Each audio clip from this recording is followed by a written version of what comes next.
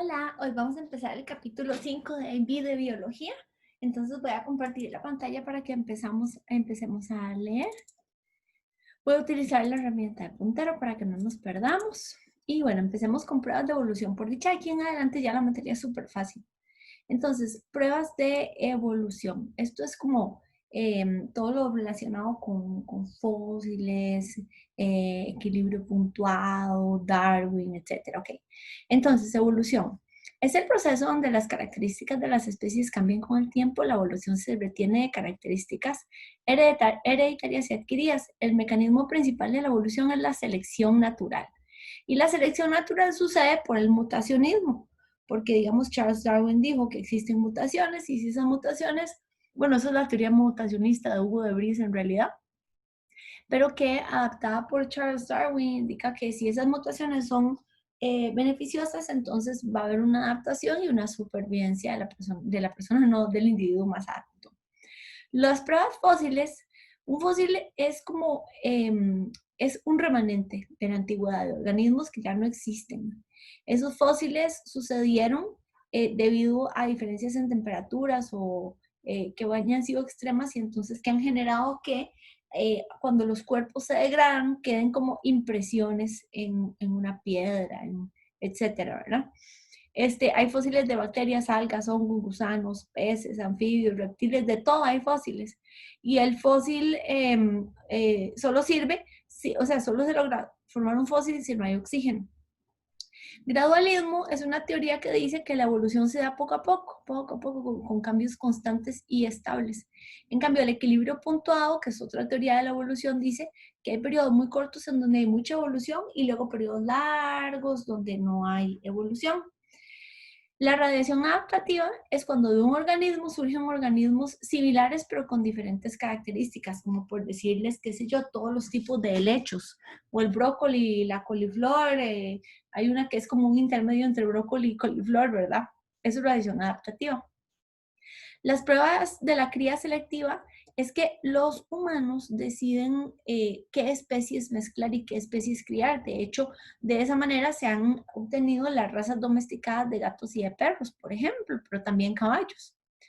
La selección artificial es cuando existe una cría repetida de especímenes para usos específicos adecuados para los seres humanos. Digamos, en el ganado se utiliza mucho eso. Evolución convergente es cuando hay organismos que tienen diferentes orígenes, pero que la evolución ha sido similar. Estructuras análogas son órganos similares entre dos animales diferentes, pero que sirven para las mismas cosas, ¿verdad? Como por ejemplo las aletas y las manos, digamos, ¿verdad? Que están colocadas en lugares similares, sirven para la movilidad, pero la diferencia es que las aletas son para nadar y las manos son para agarrar cosas, ¿verdad? Evolución divergente son organismos que vienen del mismo origen, pero que se ven diferentes. ¿Qué podría ser? Por ejemplo, una ballena y un delfín, ¿verdad? Estructuras homólogas son órganos diferentes, con función diferentes, pero que vienen del mismo origen. Por ejemplo, digamos, los brazos en un murciélago y los brazos en un ser humano. Darwin dijo que tienen el mismo origen, pero que se han vuelto diferentes por realizar otras funciones mediante radiación adaptativa. Órganos rudimentarios y vestigiales son estructuras que tenemos que en realidad no se sabe para qué funcionan o funcionaban, como el apéndice y las cordales. Especiación son los cambios en la evolución que han hecho que se conviertan en especies diferentes. Digamos, por ejemplo, el caballo y el burro, ¿verdad? Mecanismos de especiación, o sea, cómo se descubren las especies o cómo se forman las especies. Puede haber aislamiento geográfico, como digamos ha sucedido aquí en Costa Rica, en el río Tárcoles, donde ya tenemos una especie de cocodrilo diferente, que ese aislamiento geográfico hace que las poblaciones no se puedan reproducir entre sí. Entonces se van haciendo tan diferentes que se convierten en especies diferentes. El aislamiento temporal es que las especies se reproduzcan en diferentes estaciones o en momentos del día. Por ejemplo, digamos, eh, los animales nocturnos, tal vez, aunque sean algún tipo de mono o algún tipo de ave, no se van a reproducir con los diurnos porque nunca se van a encontrar, como decir, nunca van a estar en la misma fiesta. El aislamiento ecológico son especies que están en la misma área, pero en hábitats diferentes. Digamos, por ejemplo, que haya ranas arbóreas de los árboles y ranas acuáticas de un lago, ¿verdad? Entonces van a estar en lugares distintos.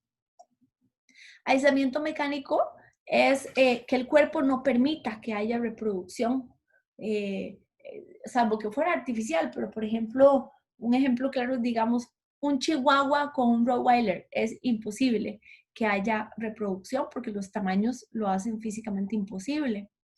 Aislamiento por comportamiento son especies que tienen rituales de apareamiento distintas. Entonces, sencillamente como el apareamiento es distinto, no les llama la atención aparearse entre sí.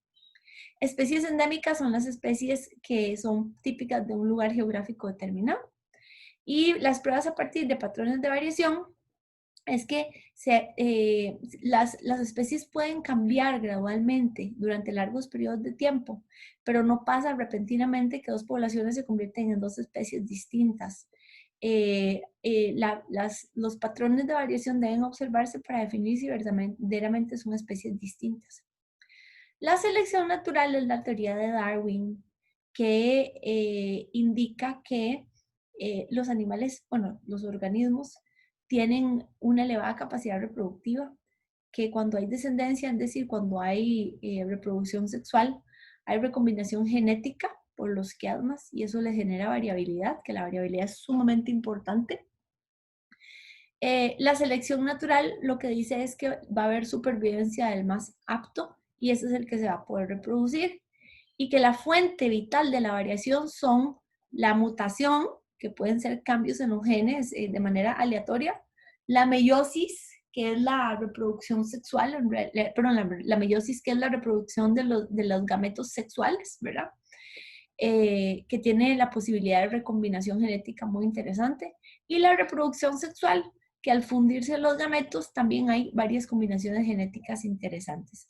Las especies que no tienen reproducción sexual no evolucionan rápido porque solo pueden evolucionar por mutación, mientras que los otros pueden evolucionar por cualquiera de estos tres. Las adaptaciones son esas mutaciones que sirven para adaptarse al ambiente. Y la superproducción de descendientes es cuando los organismos vivos tienden a producir más descendientes que las que el ambiente aguanta. Entonces, en ese momento empiezan a luchar por supervivencia, recursos y reproducción. O sea, como que hay un exceso de nacimientos. La reproducción y la supervivencia diferencial es que los organismos mejor adaptados casi siempre sobreviven y dejan descendencia. Y los menos adaptados casi siempre mueren o producen menos descendencia. La herencia es todo lo que se transmite de generación a generación hereditariamente. Sin embargo, hay características que no son hereditarias. Digamos, hay unas que sí son hereditarias y otras que no son hereditarias, ¿verdad? Enfermedades pueden ser hereditarias, por ejemplo, ¿verdad? Pero casi siempre esa variación, esa aleatoriedad no hereditaria es simplemente por la combinación de los genes. Y el cambio progresivo es lo que indica la teoría de Darwin de selección natural, es que los cambios van a ir lentamente, ¿verdad? O sea, esto va muy de acuerdo con la teoría del gradualismo. Aquí hablan de la clasificación de la biodiversidad, ya lo habíamos visto anteriormente, creo que en el primer video.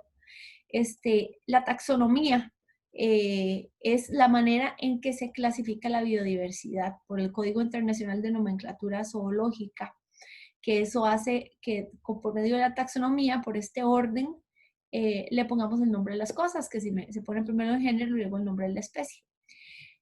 La separación más grande son los dominios, que son 3, las eubacterias, las arqueas y las eucariotas. Luego sigue el reino, que es que tenemos 4 reinos, ¿verdad? El animalia, el plantae, el protista y el fungi. Y luego vienen las phylums o phylum, las clases, las órdenes, las familias, el género y la especie. Esta separación de eubacteria, arqueabacteria y eucaria ya la habíamos visto, pero vamos a repetirla. Las histonas en el ADN, en las eubacterias no hay, en las arcae hay proteínas parecidas a las histonas y en la eucaria hay tanto en el ARN como en el ADN. Las eubacterias tienen pared celular hecha de peptidoglicano. Las arcae no es de peptidoglicán y en la eucaria no hay pared celular. Y en la membrana celular de la eubacteria son lípidos unidos a glicerol mediante enlaces ésteres y glicerol de forma D. En el caso de la arcae, son lípidos unidos a glicerol también mediante enlaces ésteres y glicerol, pero en forma de L, no de D. Y en la eucaria es igual que las eubacterias, igual que esta. Lípidos unidos al glicerol mediante enlaces éster-glicerol de forma D. ¿Por qué? Porque la eubacteria y la eucaria son las más recientes y las arcae son más arcaicas, las más antiguas. Los reinos se dividen, bueno, el reino Monera técnicamente ya no existe porque el reino Monera ahora es parte de las eubacterias. ¿Okay? Entonces, el protista no tienen pared celular, son uni o pluricelulares, tienen reproducción asexual. El fungi, que son los hongos, tienen pared celular de quitina, son heterótrofos por absorción y reproducción por esporas. El plantae, que tiene pared celular de celulosa, y el animalia, que somos todos los animales. Entonces, van a hablar del reino plantae. En el reino plantae hay briofitas, filicinofitas, coniferofitas y angiospermofitas. ¿Okay? Entonces, las briofitas no tienen tallo ni raíces, son simples. Las filicinofitas y coniferofitas tienen raíces, tallos y hojas, al igual que las angiospermofitas. Luego, en cuanto a tejido vascular, las briofitas no tienen, en cambio, todas las demás tienen xilema y floema. En el cambium, que son las células que producen tejido, las briofitas y las filicinofitas no tienen, pero las coniferofitas y las angiospermofitas tienen cambium que engrosan los tallos y las raíces y desarrollan las plantas. En cuanto a polen, las briofitas y las filicinofitas no tienen polen. Las coniferofitas tienen polen en el cono masculino y las angiospermofitas tienen polen en las anteras de las flores. Óvulos. Las briofitas y las filinofitas no tienen óvulos ni ovarios. Las coniferofitas tienen óvulos en el cono femenino y las angiospermofitas tienen óvulos dentro de los ovarios de la flor. En cuanto a semillas, las primeras dos, que ya me imagino que ya copiaste los títulos de arriba, no tienen semillas. En cambio, las últimas tres sí tienen semillas. Las últimas dos, perdón, déjame ver. Sí, las últimas dos sí tienen semillas y las dispersan. En cuanto a frutos, las primeras tres no tienen frutos y la última sí tiene frutos para dispersar la semilla. En cuanto al reino Animalia, en el reino Animalia tenemos los siguientes filums y copiamos la tabla: poríferos, nidarios, platelmintos, anélidos, moluscos, artrópodos, cordados. Esos son los que tenemos. Entonces, claro, aquí no pusieron ejemplos. En realidad, vamos a ver en Plantae. Las briofitas son como, por ejemplo, vamos a bajar. No producen polen, no tienen óvulos ni ovarios, no producen frutos. Ok. Vamos a ver. Entonces, las briofitas son como decir, pueden ser algas. Filicinofitas pueden ser musgos. Coniferofitas pueden ser los cipreses. Y angiospermofitas son todas las plantas que tienen frutas o que tienen semillas y flores también. Okay. Los animales poríferos, por ejemplo, las esponjas de mar. Nidarios, por ejemplo, creo que los erizos de mar. Platelmintos son como los gusanos planos, como la solitaria. Anélidos son los gusanos ronditos, como las lombrices. Moluscos, bueno, los moluscos sí los conocemos, como las conchas de mar. Artrópodos pueden ser, por ejemplo, las cucarachitas. Las spiders, ¿cómo se llama? Las arañas. Y cordados, bueno, cordados son todos los que tenemos esqueleto, como los seres humanos, los pajaritos, ¿verdad? Entonces, bien, podríamos copiar esta tabla, digo yo, ¿verdad? Para aprendernoslas de memoria En cuanto a simetría, simetría es que el cuerpo sea simétrico, puede ser, cuando no dicen simetría es que son como todos raros, ¿verdad? No tienen forma definida. Cuando es radial, casi siempre es que son redondos o esféricos. Y cuando es bilateral, como nosotros los seres humanos que tenemos lo mismo, de la mitad del cuerpo para la derecha y la mitad del cuerpo para la izquierda. Bueno, lo mismo, aunque no siempre están igual, ¿verdad? Ok, bueno, aquí pusieron ejemplos, yo tratando de inventármelos, pero bueno, aquí hay varios ejemplos.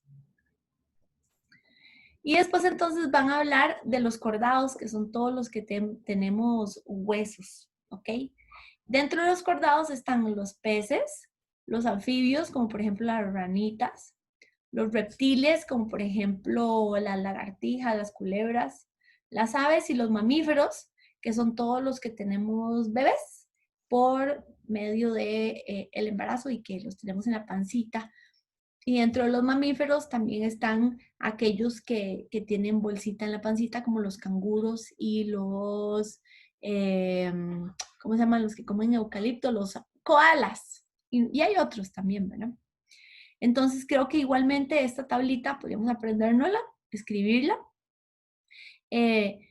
Escamas son como esas partecitas que parecen de plástico que tienen los peces encima. Branquias son como esas rayitas abiertas que tienen a los lados de los cachetes, ¿verdad? ¿Qué otra palabra puede ser interesante? Vejiga natatoria. Es que los pececitos adentro tienen como un globito transparente que se llena de aire para flotar. ¿Qué otra palabra puede ser distinta, que no se entienda? Creo que nada más. Creo que nada más. Esto de huevos con cáscara blanda y huevos con gelatina y huevos con cáscara dura es que los huevos de los anfibios e incluso de algunos peces, si han comido sushi, los huevitos son como una pelotita de gelatina, ¿verdad? Eso es la cubierta que tienen. Los huevos con cáscara blanda es que los huevos de los reptiles, como por ejemplo las culebras, no son duros como los de las aves, como los de la gallina, que son de cáscara dura, son suavecillos. Digamos, los huevos de tortuga, los huevos de tortuga, aunque son duritos, no son tan duros como que si se le caen a uno se le quiebran de un solo, ¿verdad? Como si a uno se le cae un huevo gallina, así se le quiebra. Muy bien. Vamos a hablar de esta parte que dice cladística, que esto es algo nuevo. Un clado.